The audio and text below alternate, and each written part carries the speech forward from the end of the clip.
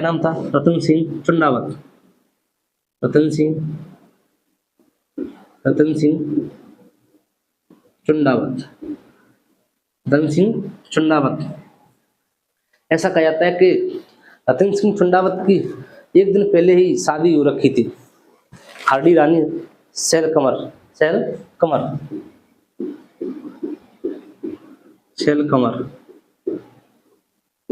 Hardy रानी थी, उससे शादी हो रखी थी। तो अब रतन सिंह ने कहा कि अगर मैं सेना में लड़ने नहीं जाऊंगा तो हमारे पास जो अरावली की पदवी है वो चली जाएगी। तो दूसरे दिन राय सिंह के जो मध्य औरंगजेब का युद्ध हो रहा था, उसका सेनापति था रतन सिंह चुंडावत। रतन सिंह चुंडावत स्वयं ही निकलना शुरू करता है। जैसे ही महलों के बाहर जाता है तो उसने पीछे की तरफ देखा कि रानी जो छज्जे महल का छज्जा होता है उस पर खड़ी थी। तो जो रतन सिंह चुंडावत था उसने कहा कि अपने एक सेनापति को भेजा कि आप जाओ और रानी से कुछ निशानी लेके आओ। निशानी लेके आओ। तो वो जो एक सैनिक था वो रानी के पास गया तो रानी से बोला कि महाराज ने आपसे कोई आपकी पर्सनल निशानी मांगी हुई है।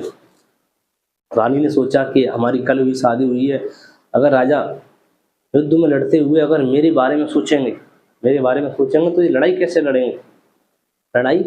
लड़ेंगे। तो उसने कुछ अपनी निशानी ना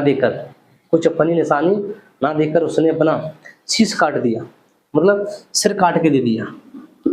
अपना सिर काट के सैनिक को दे दिया।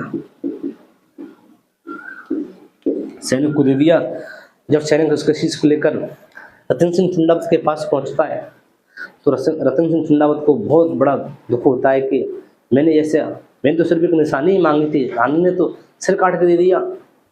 तब एक हमारे कवि हुए मेघराज मुकुल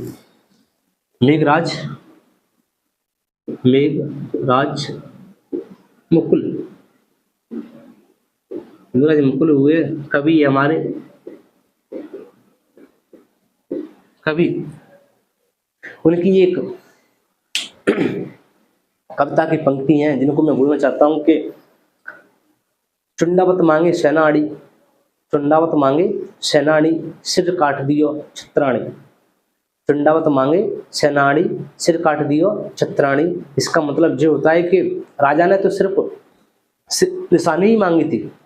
इसका मतलब जो होता है कि जो रतन सिंह चुंडावत थे उन्होंने तो सिर्फ एक निशानी मांगी थी, पर रानी को ऐसा लगा कि अगर मैंने निशानी दे दी तो राजा लड़ते हुए युद्ध में मेरे बारे में सोचेंगे, इसलिए उन्होंने अपना सिर ही काट के दे दिया कि अब घर पर कुछ नहीं है, जो भी है आप ही हो, जो भी करना है लड़ाई में आपको ही करना है। उस लड़ाई में जो रतन सिंह चुंडावत थे वो वीरगति को प्राप्त हो जाते हैं। इससे आगे हम अगली क्लास में पढ़ाएंगे। सेक्शन क्लास से राजा खेड़ा में आपका स्वागत है। लाइक करें, कमेंट करें, शेयर करें।